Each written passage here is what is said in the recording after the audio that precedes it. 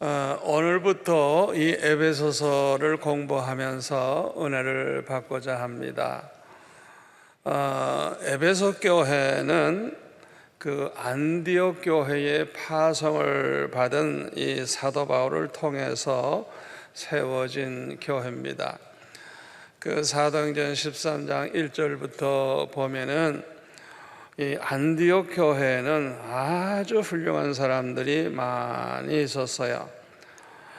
이들은 항상 금식하며 또 하나님 앞에 기도하기를 힘쓰는 그런 교회인데, 어느 날 성령께서 말씀하시기를 나의 시키는 일을 위해서 바나바와 사울을 따로 세우라, 그렇게 말씀을 하셔서 온 교회가 금식을 하고 기도한 다음에 두 사람에게 안수를 하고 이제 최초로 선교사 파송을 하게 됩니다. 그런데 4절에 보니까 두 사람이 성령의 보내심을 받아 실루기아에 내려가 거기서 배 타고 구브로에 가서 성령의 보내심을 받아 성령이 인도해 주시는 대로 이제 선교를 이제 시작을 했는데, 놀랍게도 이 사도 바울이 가는 곳곳마다 제자가 생겼어요. 제자가. 그리고 또 이 제자들을 통해서 교회가 세워지게 됩니다. 이 사도 바울이 한국에도 왔다 갔다 하면 분명히 한국에도 제자가 생겼을 것이고 2000년 전에도 교회가 세워졌을 거예요. 이 성령과 함께하는 이 사도 바울을 통해서 이 놀라운 역사가 일어났습니다. 그런데 사도행전 18장 19절에 보니까 이 사도 바울이 에베소에 들렀다는 걸 알 수가 있습니다. 에베소에 와서 그들을 거기에 머물게 하고 자기는, 사도 바울은 회당에 들어가서 유대인들과 변론하니 여러 사람이 더 오래 있기를 청하되 허락하지 아니하고 작별하여 이르되 만일 하나님의 뜻이면 너에게 돌아오리라 하고 배를 타고 에베소를 떠났다 그랬어요. 그러니까 잠시 들렀다는 걸 알 수가 있죠. 또 사도행전 19장 1절부터 보면은 이 사도 바울이 에베소에 왔을 때 그 제자들에게 너희가 성령을 받았느냐, 그러니까 성령을 모른다 그러죠. 성령이 계시는 것도 모릅니다. 그러니까 자기네들은 그저 성령은 모르고 요한의 세례 그만 받아서 물 세례만 받았을 뿐이라고. 이때 사도 바울이 그들에게 그 예수님께서 이제 장차 불세례를 주실 것을 이제 말씀하시고 그들에게 세례를 베풀 때 성령이 임하셔서 방언도 하고 예언도 했다 그랬어요. 그때 모두 12사람쯤 되니라. 그러니까 이 에베소의 교회를 세우는 일꾼들이 이렇게 성령 받은 사람들이 이렇게 시작하게 되는 걸 볼 수가 있죠. 그 다음에 8절부터 보니까 바울이 회당에 들어가서 석 달 동안 담대히 하나님의 나라에 관하여 강론하고 권면했다 그랬어요. 어떤 사람은 마음이 굳어져서 순종하지 아니하고 무리 앞에서 이도를 비방을 했지만 바울이 그들을 떠나 제자들을 따로 세우고 두란노 서원에서 날마다 강론을 했는데 2해 동안이나 해야 돼요. 2해 동안이나 2년 동안 머물면서 말씀을 전함으로 아시아에 사는 유대인이나 헬라인이 다 주의 말씀을 듣는 그런 축복을 이제 받게 됐다 그랬어요. 그리고 11절 12절에 보면 이 사도 바울을 통해서 놀라운 일이 일어나는데 바울의 손으로 놀라운 능력을 행했고, 심지어는 바울의 몸에서 손수건이나 앞치마를 가져다가 병든 사람에게 그저 얹기만 해도 병이 떠나고 악귀가 떠나는 굉장한 이런 역사가 일어난 것을 볼 수가 있습니다. 그러니까 이 에베소 교회 안에서 참 이 사도 바울이 짧은 2년 동안이지만은 이 교회가 그냥 성령 충만하고 놀라운 기적이 막 일어나는 그런 교회로 이제 세우게 된 것을 우리가 알 수가 있습니다. 그리고 사도행전 20장 17절부터 38절까지 보면은 이제 사도 바울이 에베소 교회를 떠나기 전에 고별 설교를 한 내용이 나오는데, 특별히 중요한 게 29절입니다. 내가 떠난 후에 사나운 이리가 여러분에게 들어와서 그 양떼를 아끼지 아니하며, 또한 여러분 중에서도 제자들을 끌어 자기를 따르게 하려고 오그러진 말을 하는 사람들이 일어날 줄을 내가 아노라. 그러므로 여러분이 일깨어 내가 3년이나 밤낮 쉬지 않고 눈물로 각 사람을 훈계하던 것을 기억해라. 이렇게 이제 고별 설교에서 귀한 말씀을 했습니다. 그리고 36절에 가보면은 이 말을 한 후에 무릎을 꿇고 그 모든 사람들과 함께 기도하니 다 크게 울며 바울의 목을 안고 입을 맞추고 다시 그 얼굴을 보지 못하리라 한 말로 말미암아 더욱 근심하고 배까지 그를 전송하니라 그랬어요. 이 말씀들을 종합해 보면 참 이 에베소 교회가 얼마나 사도 바울을 존경하고 사랑하고 얼마나 참 이렇게 좋은 관계를 가졌는가를 알 수가 있습니다. 그런데 이렇게 사도 바울을 사랑하는 이 에베소 교회가 그 후에 사도 바울이 로마 감옥에 gat혔다는 걸 알게 됐어요. 그러니까 이 성도들이 얼마나 낙심이 됐는지 참 큰 근심 중에 있을 때 에베소서 3장 13절에 보니까 사도 바울이 이렇게 말합니다. 그러므로 너에게 구하노니 너희를 위한 나의 여러 환난에 대해서 낙심하지 말라. 이는 너희의 영광이니라. 낙심하지 말라. 이렇게 말을 했어요. 그리고 에베소서 6장 19절에 보면 또 나를 위하여 구할 것은 내게 말씀을 주사 나로 입을 열어 복음의 비밀을 담대히 알리게 하옵소서 할 것이니 이 일을 위하여 내가 쇠사슬에 매인 사신이 된 것은 나로 이 일에 당연히 할 말을 담대히 하게 하려 하심이라 말하면서 나를 위해 기도할 때라고 항상 말씀을 주셔서 담대히 복음을 전할 수 있게 해달라고 기도 부탁을 하고 있습니다. 그런데 사도행전 28장 30절에 보면은 그 사도행전 그 마지막 부분입니다. 바울이 온 이태를 자기 셋집에 머물면서 자기에게 오는 사람들을 다 영접하고 하나님의 나라를 전파하며 주 예수 그리스도에 관한 모든 것을 담대하게 거침없이 가르치더라 그랬습니다. 그러니까 이 사도 바울이 감옥에서 뭘 했는가 우리가 여기서 짐작할 수 있어요. 그러니까 찾아오는 사람마다 다 영접을 하고 하나님의 나라에 대해서 전파하고 주 예수 그리스도에 대한 모든 걸 그들에게 담대하게 거침없이 가르쳤다는 거예요. 이 로마 감옥에 있을 때 사도 바울이 바로 에베소서를 써서 이렇게 에베소 교회로 보낸 것입니다. 이 감옥에서 썼기 때문에 이 에베소서를 옥중서신이라고 해요. 옥중. 감옥에서 쓴 편지라 하는 것이죠.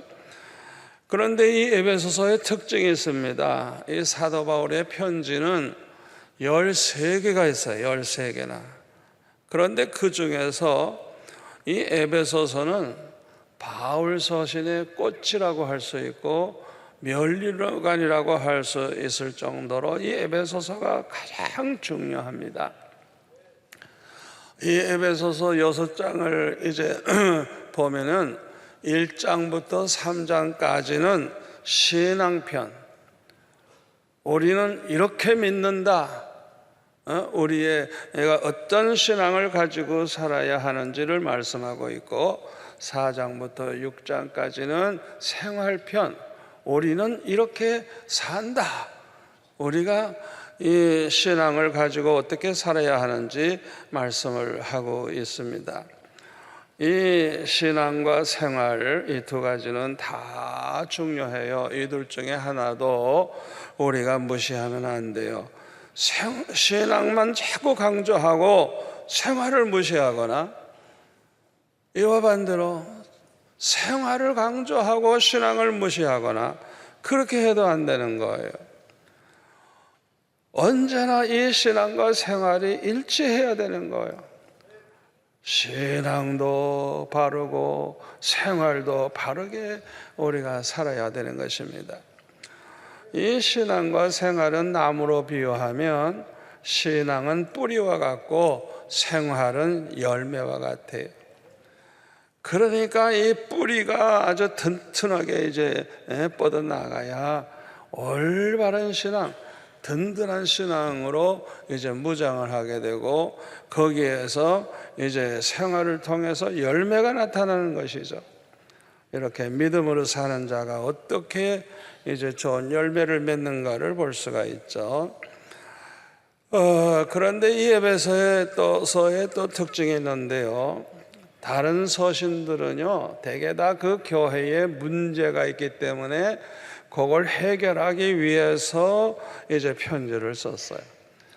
예를 들어서 고린도 전후서 보면은 그 고린도 교회가 얼마나 문제가 많은 걸 알 수 있어요. 그래서 그거 하나하나를 다루면서 사도 바울이 이제 바르게 가르치는 걸 볼 수가 있죠. 빌립보서도 마찬가지예요. 빌립보 교회에 문제가 있는 걸 알고 그들에게 편지한 것입니다. 그런데 이 에베소서는 그렇지 않아요. 에베소 교회가 문제가 있어서 쓴 서신이 아니에요. 에베소서는 어떻게 보면은 모든 사람들에게 보내는 편지라고 할 수가 있어요. 예수 믿는 사람들은 어떻게 믿을 것인가, 또 어떻게 살아야 할 것인가에 대해서 기록을 하고 있는 것입니다. 모든 성도들이 올바른 믿음을 가지고 올바른 신앙생활을 함으로 하나님을 기쁘시게 하는 좋은 교회가 되고, 하나님의 사랑과 축복을 받는 영광스러운 교회가 되게 하기 위해서 이 편지를 쓴 것입니다.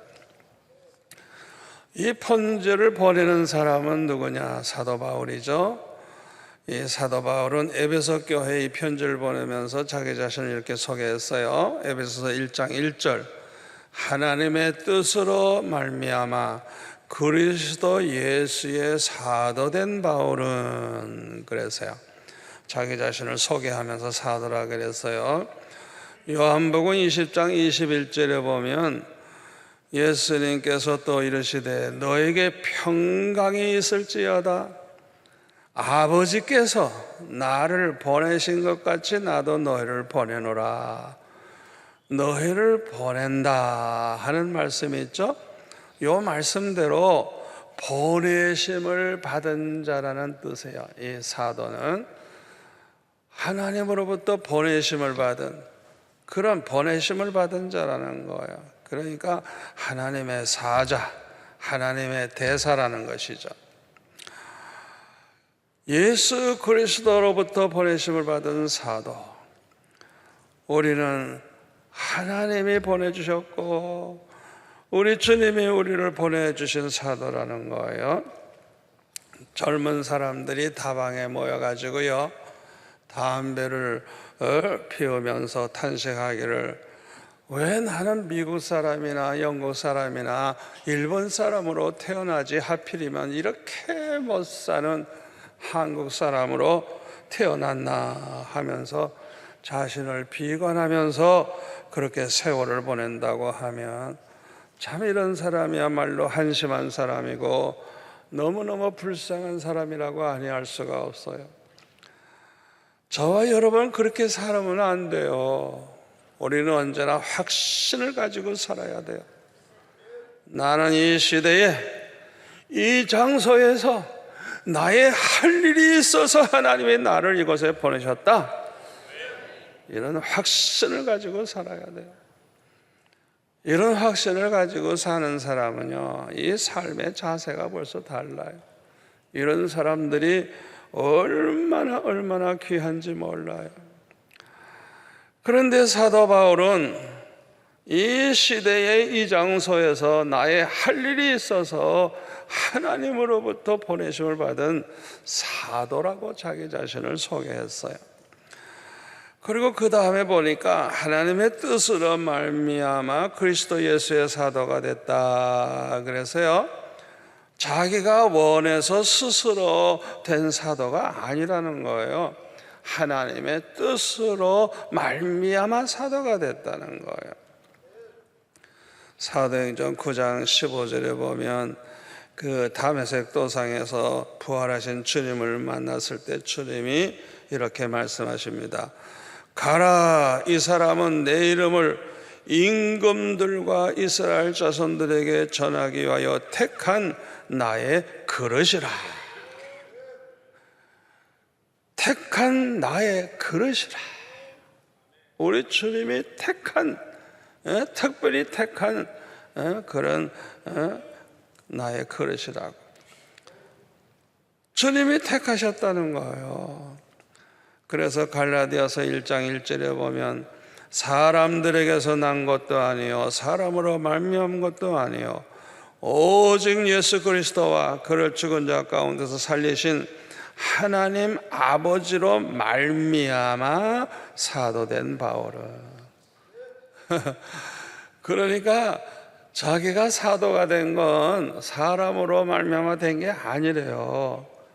우리 주님으로 말미암아, 하나님 아버지로 말미암아 사도가 됐다는 거예요.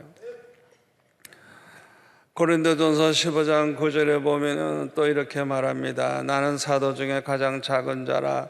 나는 하나님의 교회를 받게 하였으므로 사도라 칭함받기를 감당하지 못할 자니라. 그러나 내가 나된 것은 하나님의 은혜로 된 것이니 내게 주신 그의 은혜가 헛되지 아니하여 내가 모든 사도보다 더 많이 수고하였으나 내가 한 것이 아니요 오직 나와 함께 하신 하나님의 은혜로다. 여러분, 이 사도 바울의 이 고백, 우리도 항상 이렇게 고백해야 돼요. 아멘. 내가 나된 것은 하나님의 은혜로 됐다. 내가 이렇게 예수를 믿게 되고 충성하게 되고 주를 위해서 여기에 살게 된 것은 내가 한 게 아니고 하나님의 은혜로다. 이 모든 게 하나님의 은혜로 이렇게 됐다는 거예요. 참으로 이렇게 부름받았다고 하는 확신, 나에게 사명이 있어서 하나님이 이렇게 나를 이곳에 보내주셨다고 하는 이 확신을 가지고 사는 게 너무나도 중요합니다. 로마서 8장 31절 이하에 보면은 그런즉 이 일에 대하여 우리가 무슨 말하리요? 만일 하나님이 우리를 위하시면 누가 우리를 대적하리요? 자기 아들을 아끼지 아니하시고 우리 모든 사람을 위하여 내주시니가 어찌 그 아들과 함께 모든 것을 우리에게 주시지 아니하겠느냐? 누가 능히 하나님께서 택하신 자들을 고발하리요? 의롭다 하시는 하나님이시니 누가 정죄하리요? 아멘. 아멘. 이 사도 바울의 이 확신, 하나님이 택한 백성, 하나님이 의롭다 하신 백성, 누가 고발할 수 있느냐? 누가 우리를 정죄할 수 있느냐? 35절에 보면은 누가 우리를 그리스도의 사랑에서 끊으리요? 환난이나 권고나 박해나 기근이나 적시나 위험이나 칼이라 기록된 바 우리가 종일 증오를 위하여 죽임을 당하게 되며 도살할 양같이 여김을 받았나이다 한가 같으니라. 그러나 이 모든 일에 우리를 사랑하시는 이로 말미암아 우리가 넉넉히 이기느니라. 내가 확신하노니 사망이나 생명이나 천사들이나 권세자들이나 현재 일이나 장래일이나 능력이나 높음이나 깊음이나 다른 어떤 피조물이라도 우리를 우리 주 그리스도 예수 안에 있는 하나님의 사랑에서 끊을 수 없으리라. 이게 사도 바울의 확신이에요. 확신. 저와 여러분도 이런 확신을 가지고 살아가시기를 바랍니다. 왜 많은 사람들이 신앙이 흔들리죠? 바로 이 확신이 없어서 그래요. 왜 많은 사람들이 쉽게 절망하고 좌절감에 빠지죠? 바로 이 확신이 없어서 그래요. 우리가 어떤 직업을 가졌더라도 하나님이 내게 주신 그런 직장이라고 그렇게 믿어야 돼요. 절대로 하나님께서 허락하지 아니하면 하늘에 나는 참새 한 마리도 안 떨어진다 그랬어요. 그러니까 우연이 됐다, 내가 했다 생각하면 안 돼요. 하나님이 날 보내주셨다, 그 확신을 가져야 돼요. 그러면 어떤 어려움이 와도 잘 극복하게 되고 하나님께 영광 돌리면서 그렇게 일을 하게 될 것입니다. 저는 서울밖에 모르는 서울 토백입니다. 서울에서 태어나서 서울에서 공부했고 서울에서 예수 믿었고 서울에서 목사가 됐고 나는 서울 외에는 다 촌이라고 생각해요. 부산도 촌이고 대구도 촌이고 광주도 촌이고 그래서 다 그냥 촌놈들. 그런데 주님이 나를 이 부산에 보내주셨어요. 이 촌놈들은 다 서울 가서 출세해가지고 굉장해요. 그런데 나는 또 이렇게 부산 촌에 와가지고 이렇게 있어요. 그런데 저는요, 주님이 보내주셨어요. 그래서 오래전입니다.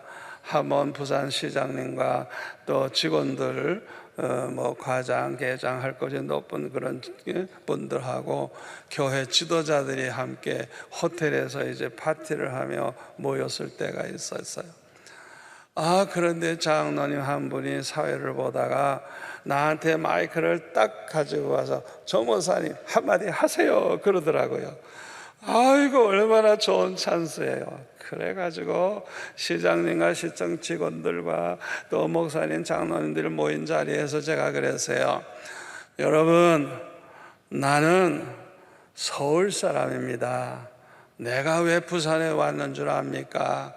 하나님이 보내주셔서 왔습니다. 왜 하나님이 날 보내주셨느냐? 부산을 복음화하라고 날 보내주셨다. 그래서 나는 죽어도 부산을 복음화 할 겁니다. 그러면서 시장님 예수 믿으세요. 안 믿으려면 가세요. 내가 이랬더니 우와 하고 박수치고 웃었어요. 그 다음부터는 시장님 만나면 자꾸 도망가. 예수 믿으라고 할까봐 도망가요. 제가 확신이 있으니까 그렇게 담대하게 말을 할 수 있었던 거예요. 아멘.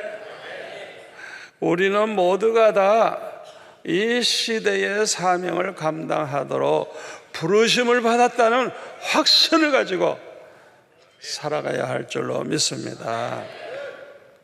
사도 바울은 이렇게 확신을 가지고 있었기 때문에 아무리 환난을 당하고 핍박을 당하고 어려움을 당해도 변함없이 끝까지 충성을 했어요. 순교하는 그 순간까지 담대하게 복음을 전했어요. 이 사도 바울로 말미암아 그 2000년 전에 유럽이 복음화된 거예요. 그래서 유럽이 아시아보다 먼저 예수 믿어가지고 선진국이 되고 다 저들이 잘 살잖아요. 이 사도 바울 덕분에요. 얼마나 감사해요. 그리고 사도 바울은 자기 자신을 소개하기를 그리스도 예수의 사도라 그랬어요. 사도 바울의 소속은 그리스도 예수님께 소속된 사도라는 것입니다. 그래서 로마서 1장 1절에 보면 예수 그리스도의 종 바울은 사도로 부르심을 받아 하나님의 복음을 위하여 택정함을 입었으니, 빌립보서 1장 1절 그리스도 예수의 종 바울과 디모데는 그리스도 예수 안에서 빌립보에 사는 모든 성도와 또한 감독들과 집사들에게 편지한다 그랬어요. 그리스도 예수의 증인의 사명을 자기는 가졌다는 거예요. 그리스도 예수에게 속한 증인의 사명을 가지고 있었다는 거예요. 자, 그러면 에베소서는 누구에게 보내는 편지냐? 에베소에 있는 성도들에게 보내는 편지입니다. 다시 말하면 예수 믿는 사람, 에베소라고 하는 도시에 있는 우리 성도들을 향해서 보낸 것입니다. 이 성도라고 하는 말은 한자로 보면요, 거룩할 성 무리도자죠. 성도, 거룩한 무리라는 뜻입니다. 교회 안에서 이 성도란 말을 많이 쓰지만은 사실 함부로 쓸 수 있는 말은 아니에요. 우리가 거룩하게 살아야 성도라고 할 수 있지, 거룩하게 살지도 않는데 이 성도라고 할 수가 있겠어요? 교인이란 말은 할 수 있어요. 교인. 신앙이 있건 없건 교회 다니는 사람을 가리키니까 뭐 누구든지 교회 나오는 사람을 교인이라고 할 수 있죠.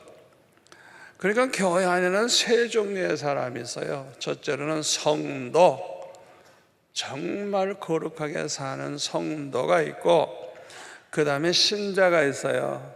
예수를 믿긴 믿어 신자가 있어요. 세 번째로는 교인이 있어요. 교인. 이 사람은 예수 믿는지 안 믿는지 잘 모르겠어. 그냥 교회 나오는 사람들. 이 세 종류가 있어요. 오늘 이 시간 이 자리에 나오신 여러분들은 모두가 다 성도인 줄로 믿습니다. 그런데 이 거룩이라는 말은 헬라어로 하기우스라고 하는 단어인데, 이 거룩이라는 말은 하나님께 대해서 쓸 때가 있고, 또 하나는 하나님께 속한 것을 가리켜서 거룩이라고 쓸 때가 있습니다.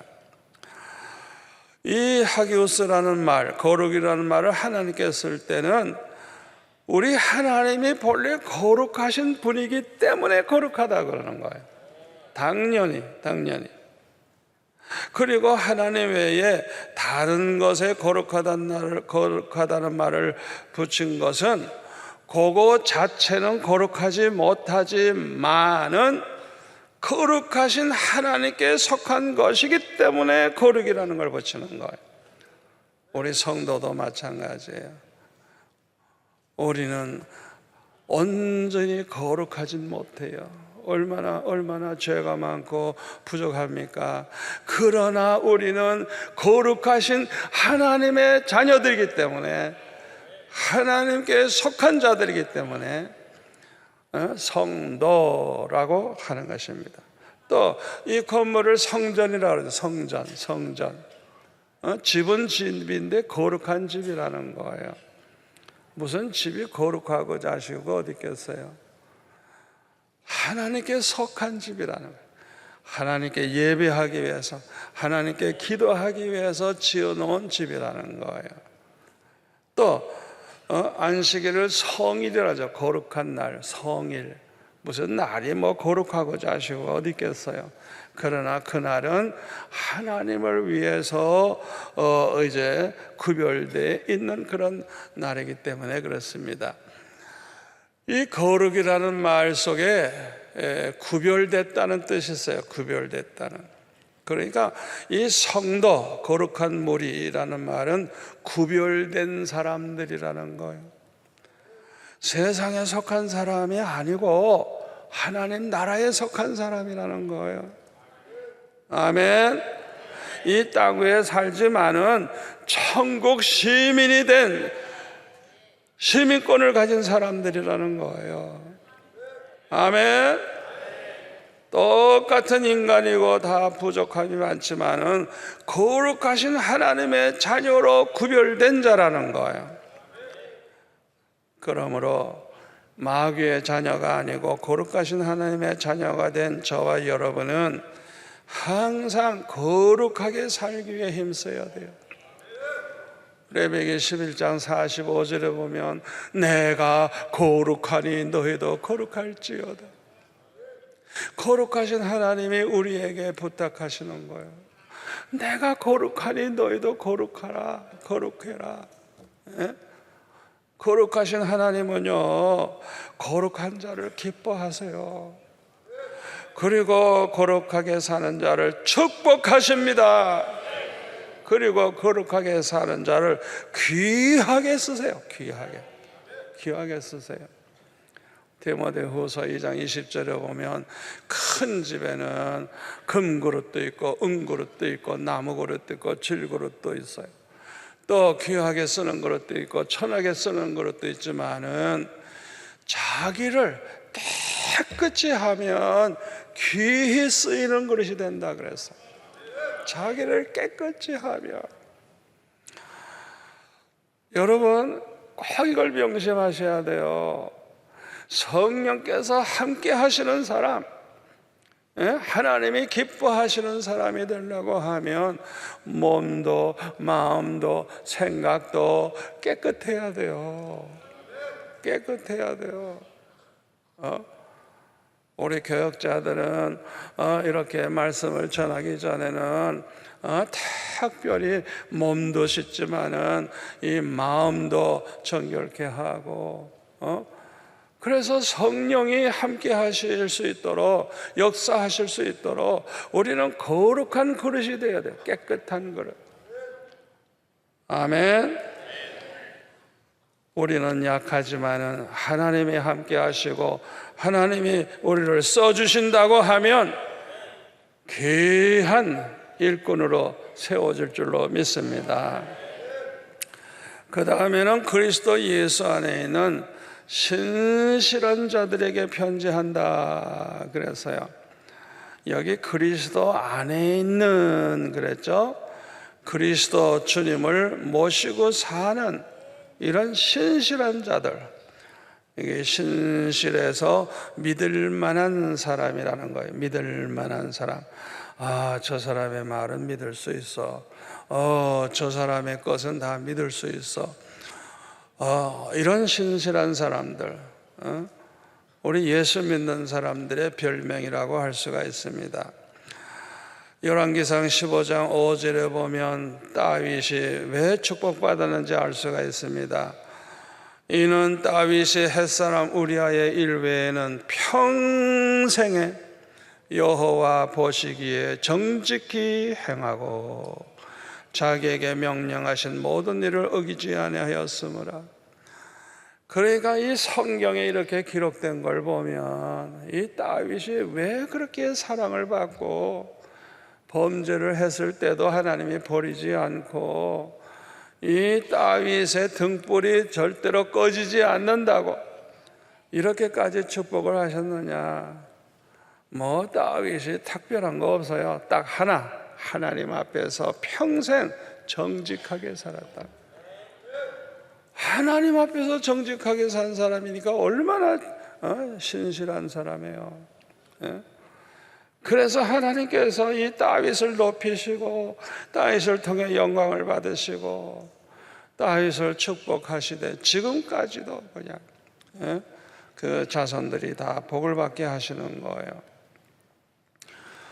우리 예수 믿는 사람들이 세상에 나아가서 저분은 믿을 수 있어, 저분은 보증수표야, 모든 사람이 그렇게 생각할 수 있는 그런 신실한 사람이 된다고 하면 저절로 세상에 빛이 되고 소금이 될 줄로 믿습니다.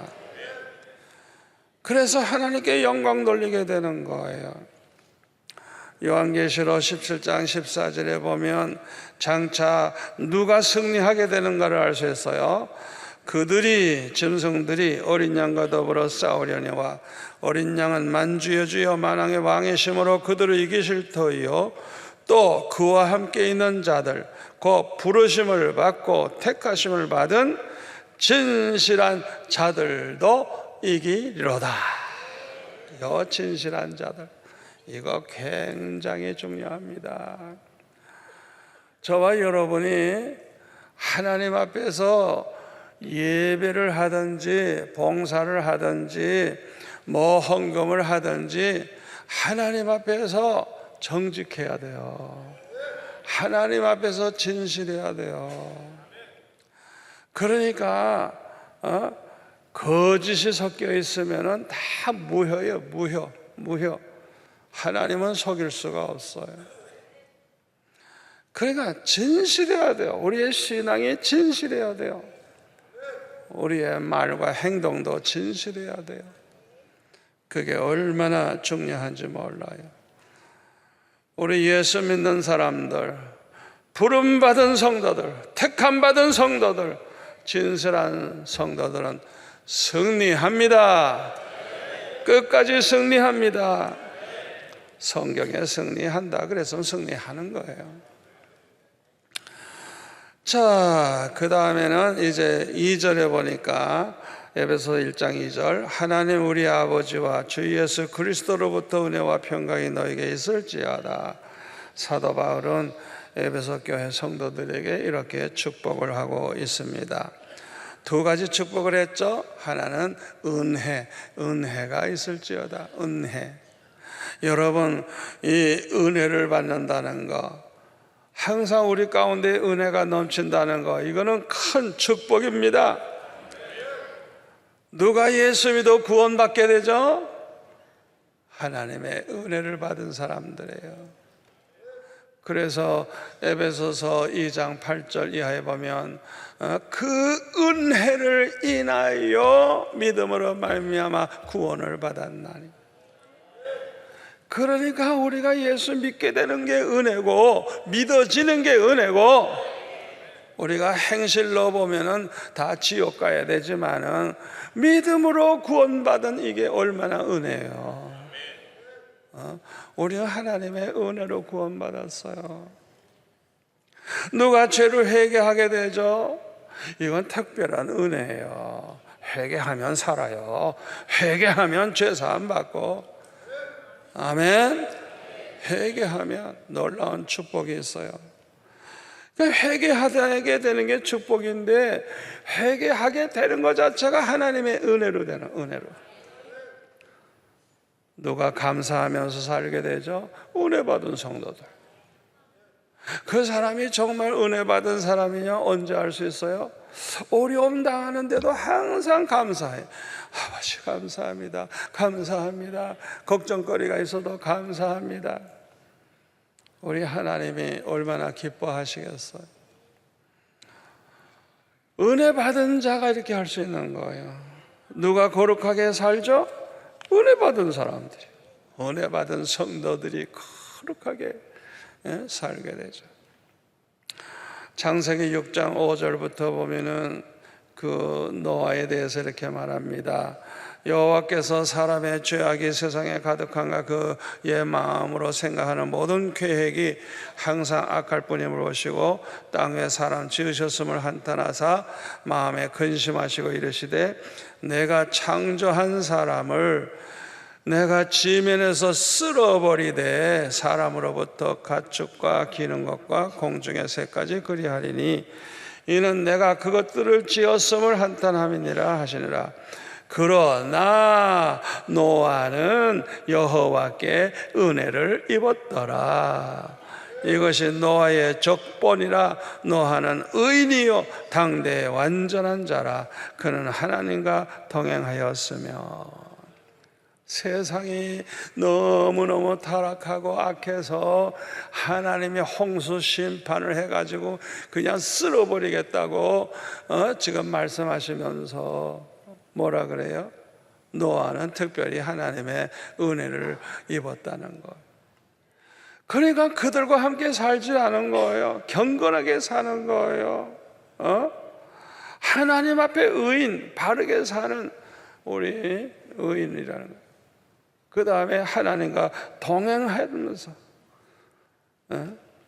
여기 완전한 자라 그랬는데 온전한 사람. 참 이 노아는 참 보통 은혜 받은 사람이 아니에요. 그러니까 노아가 남보다 특별한 사람이 아니에요. 하나님의 은혜로 그렇게 된 거예요. 아멘. 누가 하나님의 영광을 위해 살게 되죠? 은혜 받은 사람들. 누가 주님과 복음을 위해서 살게 되죠? 은혜 받은 사람들. 누가 항상 기뻐하며 살게 됩니까? 은혜 받은 사람들. 보통 은혜 받은 사람들 아니에요. 어떻게 그렇게 항상 기쁨이 넘치고 어떻게 그렇게 항상 감사하면서 사느냐? 이거는 은혜 충만하지 않으면 그게 불가능한 거예요. 여러분, 은혜를 항상 받는다는 거, 은혜가 우리에게 임한다는 게 보통 축복이 아니에요. 여러분, 항상 은혜를 사모하시기를 바랍니다. 여러분, 이 예배 시간에도요, 은혜가 넘치는 예배가 되도록 기도하세요. 그래서 말씀 전하는 자도 은혜가 넘치고 말씀 듣는 성도들도 은혜가 넘치고, 그러면 놀라운 생명의 역사가 일어나고 변화가 일어나고 능력을 받게 되고 기적을 막 일으키게 되는 거예요. 찬양을 해도 은혜를 사모하면서 찬양하세요. 은혜 충만한 가운데 찬양해 보세요. 얼마나 좋은가. 기도할 때도 마찬가지예요. 여러분이 기도할 때에 길든지 짧든지 상관없어요. 기도할 때 성령의 은혜가 임하면 불덩어리가 되는 거예요. 성령께서 역사하시자면 놀라운 일이 일어나요. 성경 공부할 때도 마찬가지예요. 얼마나 잘 가르치느냐, 그게 중요한 게 아니에요. 얼마나 은혜가 되느냐가 중요한 거예요. 그러면 그 성경 공부하다가 막 그냥 변화가 되는 거예요.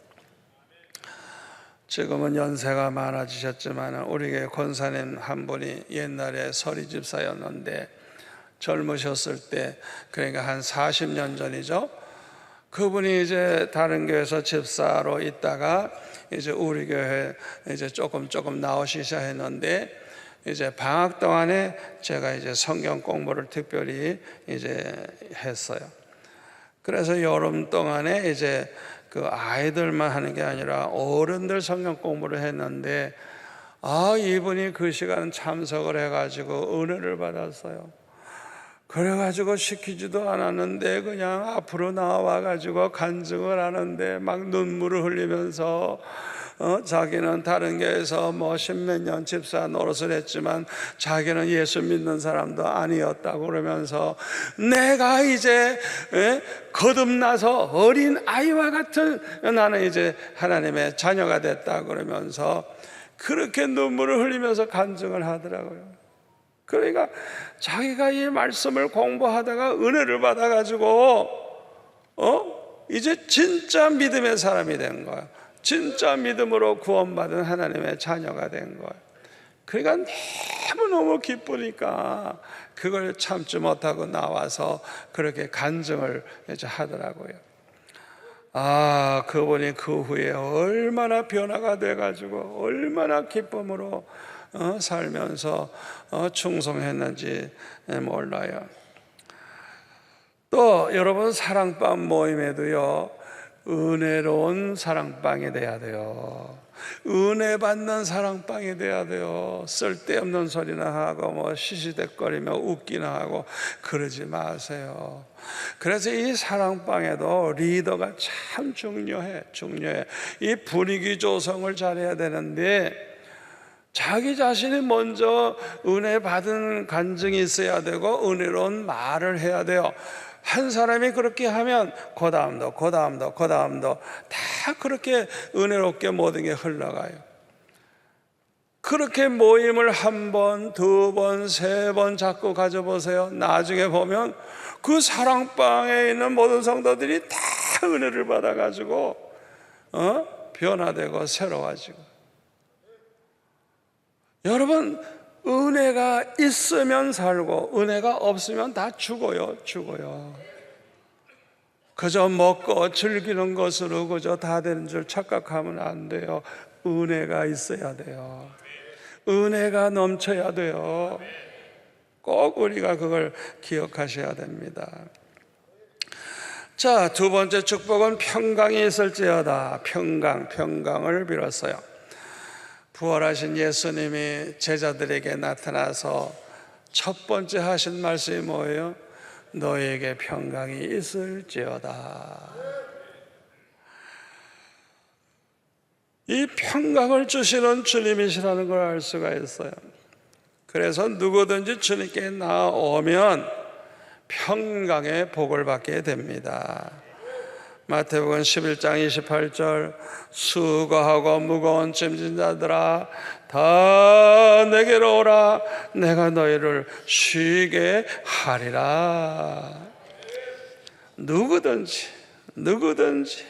주님 앞에 나오면 모든 짐을 벗겨주시고 우리에게 평강의 복을 주시는 것입니다.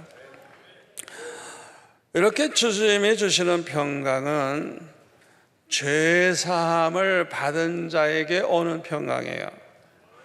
여러분, 왜 평강이 없어요? 죄 때문에 그래요. 이 죄는 우리의 평강을 잃어버리게 합니다.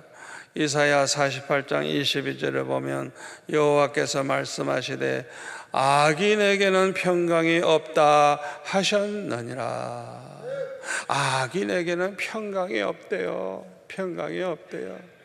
예? 여러분 요새 뉴스를 통해서 보죠. 그 악한 인간들이 얼마나 거짓말하고 악한 짓 하는가 보죠. 그들이 마음이 지옥 같을 거예요. 지옥. 아마 꿈을 꿔도 악몽을 꿀 거예요. 악인에게는 평강이 없어요. 여러분, 그거 아셔야 돼요. 그러나 누구든지 주님께 나오면 죄사함을 받습니다. 그리고 평강의 축복을 받는 거예요. 아무리 죄악의 짐을 진 자라도 주님 앞에 나오기만 하면 살아요. 아멘.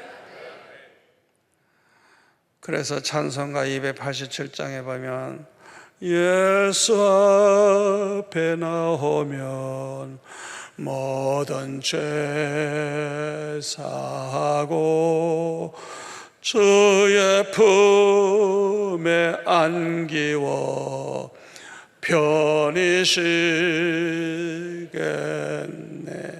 아멘. 주님 앞에 나오기만 하면 죄사함 받고 주님의 품에 안기어 편히 쉬겠네. 진정한 평강이 이루어지는 것입니다. 또 이 평강은 주님 모시고 사는 자에게 오는 평강입니다. 요한복음 14장 27절에 보면 평안을 너에게 끼치노니 곧 나의 평안을 너에게 주노라. 내가 너에게 주는 것은 세상이 주는 것 같지 아니하니라. 너희는 마음에 근심하지도 말고 두려워하지도 말라. 우리 주님 모시고 살면 주님이 주시는 이 평강으로 넘치게 될 것입니다. 그리고 이 평강은 천국의 소망을 가지고 사는 자에게 오는 평강이에요. 구원의 확신을 가지고 나는 오늘 죽으면 천국에서 내가 눈을 뜰 것이다. 내가 오늘 죽으면 천국에서 주님을 보게 될 것이다.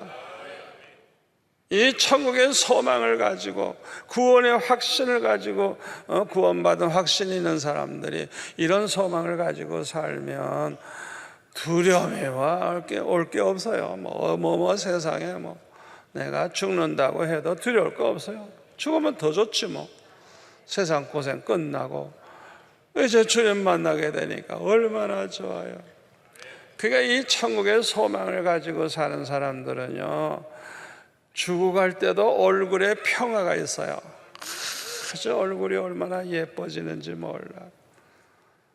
주님 만날 거 생각하니까 너무너무 좋은 거예요. 아멘.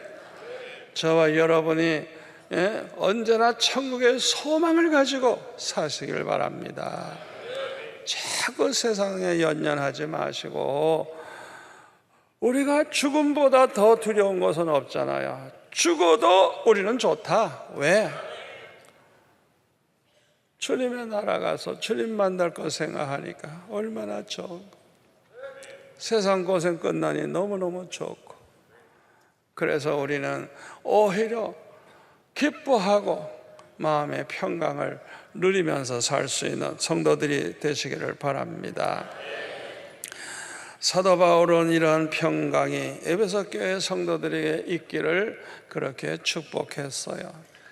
아무쪼록 여러분들에게도 은혜와 평강이 넘치시기를 축원합니다. 기도하겠습니다. 아버지 하나님 감사합니다. 오늘 주신 말씀이 우리에게 평생 축복이 될 줄로 믿습니다.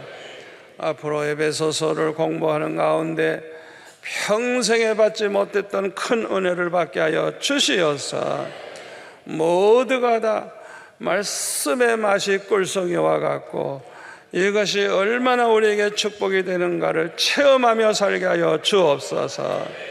예수님의 이름으로 기도하옵나이다. 아멘.